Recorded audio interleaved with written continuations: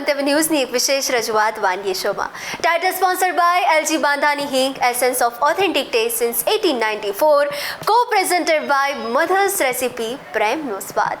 તો દર્શક મિત્રો, આપણા મહેમાન રક્ષાબેને એમની પહેલી રેસીપી પાલક પનીર પરોઠા તો મસ્ત બનાવી છે. હજી પણ એનો સ્વાદ મોઢામાં રહી ગયો છે અને હવે આવી જ મસ્ત મજાની સરસ રેસીપી બીજી લઈને આવ્યા છે તમારા માટે. કઈ છે એ રેસીપી? ચાલો એમની પાસેથી જ જાણીએ. તો રક્ષાબેન, હવે બીજી કઈ રેસીપી છે? હવે છે આપણે પનીરના લડ્ડુ. અરે વાહ, સ્પાइसी के बाद कुछ मीठा खाना हो जाए. બિલકુલ. તો હવે એના ઇન્ગ્રેડિયન્ટ્સ પણ જોઈ લઈએ. આ ઘી છે, પછી આપણે ટોપરાનું છીણ છે, સૂકા ટોપરાનું, અને આ લીલું નાળિયેર છે, પનીર છે અને આ દળેલી ખાંડ છે. વાહ, શું વાત છે. તો હવે કરીએ શરૂઆત. આમાં આપણે દળેલી જ ખાંડ લેવાની. દળેલી હોય તો વધારે સારું, જલ્દી મિક્સ થઈ જાય, નહીંતર પેલું ઓગળતા વાર લાગે. ઓકે. અને એકદમ મેશ કરી નાખવાનું, આપણે જે રીતે લોટ બાંધીએ એ રીતે. ઓકે. એટલે પહેલી વાનગી તમે પનીરમાંથી મસાલેદાર બનાવી અને બીજી એકદમ સ્વીટ. અને આપણે રહ્યા ગુજરાતીઓ એટલે મસાલેદાર ચટાકેદારની સાથે સ્વીટ્સ પણ જોઈએ. સ્વીટ વગર તો ગુજરાતના કામ છે. ગુજરાતીની કહેવત છે, બધા સ્વીટ ખાવાવાળા. યસ. એટલે ડાયાબિટીસ વધારે છે ગુજરાતમાં.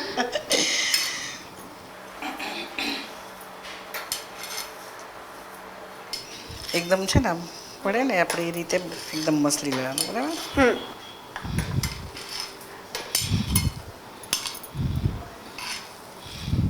તો આપણે જ્યારે આ પનીરના લડ્ડુ બનાવતા હોઈએ ત્યારે પણ આપણે શું ધ્યાન રાખવાનું સૌથી વધારે? બસ એક તો આપણે એમાં પાણીનો ભાગ ના રહેવો જોઈએ. ઘણી વખત આપણે શું છે ઘરે બનાવતા હોઈએ છીએ પનીર, તો પાણી ના રહી જાય એવું જોઈએ. તો કપડામાં બાંધી અને પાણી આપણે બધું કાઢી નાખીએ. આ શું છે અમૂલનું છે, એટલે એ તો તૈયાર જ છે, બરાબર. અને પછી બીજું આમાં સાથે માનો કે એલચી છે, મસાલો નાખવો હોય એવું જેમને ટેસ્ટ પસંદ હોય તો એ બી નાખી શકાય, બરાબર. હવે આને છે ને આવી રીતે લાડુ વળી રીતે રાખીએ.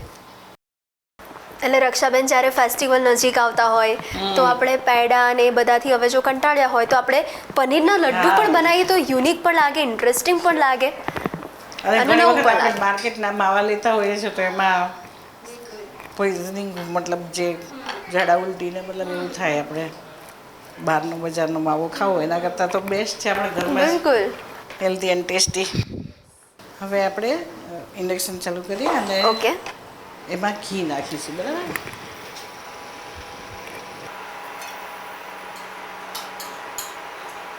ઘીનું કેટલું પ્રમાણ લેવાનું છે આપણે?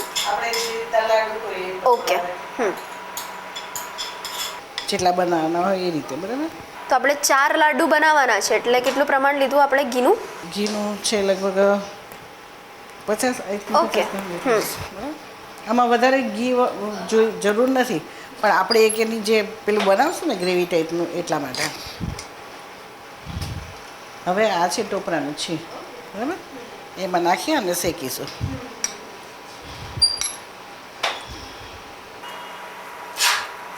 આમાં પણ બરી ના જાય એનું પણ બહુ ખાસ ધ્યાન રાખવું પડે.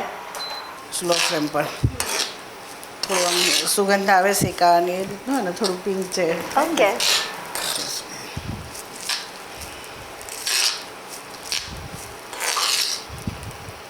આપણે આની અંદર ટોપરાનું જે છીણ લીધું, બરાબર, પણ એની સિવાય પણ આપણે કંઈ લઈ શકીએ? કંઈ એડ ઓન કરવું હોય કેવું? ના, વધારે આ લેશો તો વધારે સારું પડશે, મેડમ. હા, કારણ કે આપણે આમને આમ તો નહીં, પણ જે આનું એક પડ આવશે, પછી આની ઉપર આ આવશે. અચ્છા. હા, એટલે શું દેખાવમાં બી અલગ સારું લાગે અને ટેસ્ટમાં બી સરસ લાગે.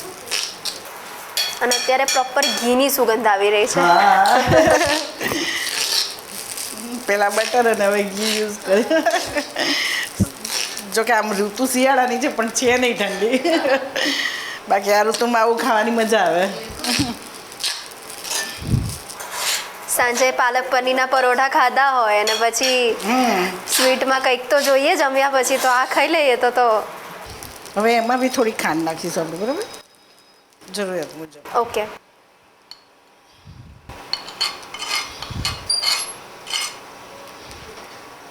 આપણે ચાસણી નથી બનાવતા, પણ ખાંડ નાખી અને થોડું શું આમ મિક્સ એ થાય ને એ રીતનું.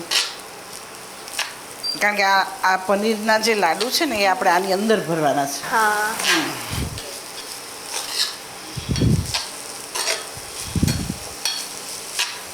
આમાં જેને એલચી ને એવું ભાવતું હોય તો એ નાખી શકીએ આપણે, બરાબર.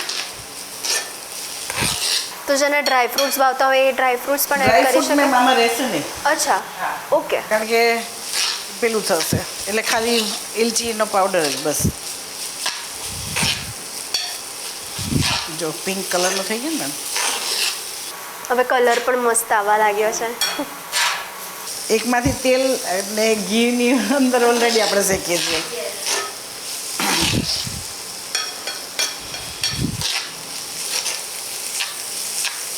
આમાં જોઈએ તો આપણે ઇન્ગ્રેડિયન્ટ્સ પણ ઓછા અને હા. સ્વાદ એકદમ મસ્ત. હેલ્થમાં બી સારું ને મેડમ, બરાબર. હવે આ શેકેલું આપણે છીણામાં નાખી દઈશું, બરાબર. અને થોડું ઠંડુ પડવા દઈશું.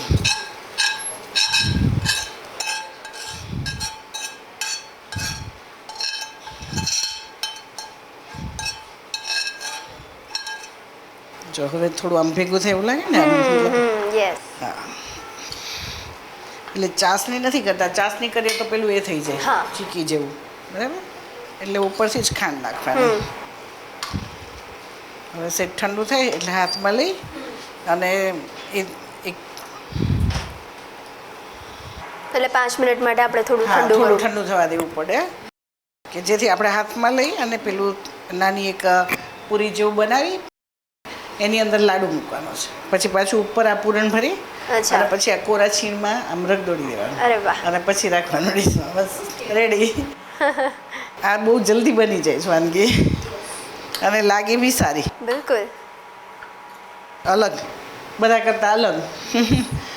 હવે આ થોડું ઠંડુ થઈ ગયું છે એટલે આપણે એનું કોટિંગ કરીશું, બરાબર. લાડુની ઉપર, પનીરના લાડુની ઉપર. ઓકે. પછી એને આવી રીતે લાડુ વાળી દેવાનો અને પછી કોરું જે છીણ છે આપણી પાસે ટોપરાનું એની ઉપર ભભરાવી દેવાનું યા તો અંદર રગદોડી દેવાનું.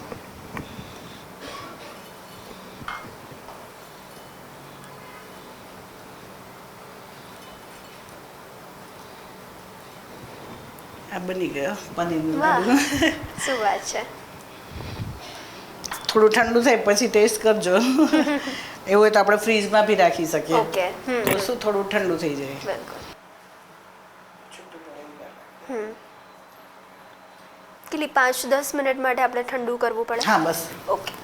જ્યાં સુધી આપણને એમ થાય કે આપણે હાથમાં લઈ શકીશું ત્યાં ઓકે. સુધી. અને આમાં પણ એવું છે કે ઠંડુ કર્યા પછી જ પ્રોપર સ્વાદ આવે. હા, એટલે અતિશય ગરમ ગરમ આપણે ખાવા જઈશું તો તૂટી જશે.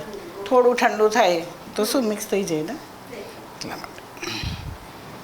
બરાબર. હવે આપણા બધા પનીરના લાડુ રેડી છે. તો હવે એને સર્વ કરી લઈએ આપણે. રેડી. યસ. તો દર્શક મિત્રો, આપ જોઈ શકો છો પનીર લડ્ડુ મસ્ત મજાના રેડી થઈ ચૂક્યા છે. અને આપણે રહ્યા ગુજરાતીઓ એટલે ચટાકદાર વાનગીની સાથે સાથે સ્વીટ્સ પણ જોઈએ જ. તો તમને પણ સ્વીટ્સના રસીલા છો તો આજે જ ટ્રાય કરો પનીર લડ્ડુ અને પછી અમને કહો કેવી લાગી વાનગી. તો દર્શક મિત્રો, તમે પણ આવી મસ્ત મજાની વાનગી બનાવવાનો શોખ રાખો છો તો તમે પણ બની શકો છો વાનગીના મહેમાન. તો મળીએ છે નેક્સ્ટ એપિસોડમાં જલ્દી જ. પણ ત્યાં સુધી મને રજા આપશો. ટાઇટલ સ્પોન્સર્ડ બાય એલજી વાંધાની હિંગ, essence of authentic test since 1894, કો પ્રેઝન્ટેડ બાય મધર્સ રેસિપી, પ્રેમનો સ્વાદ. નમસ્કાર. પનીર લાડુ બનાવવાની સામગ્રી: ઘી, ટોપરાનું છીણ, લીલું નારિયેળ, પનીર, દળેલી ખાંડ.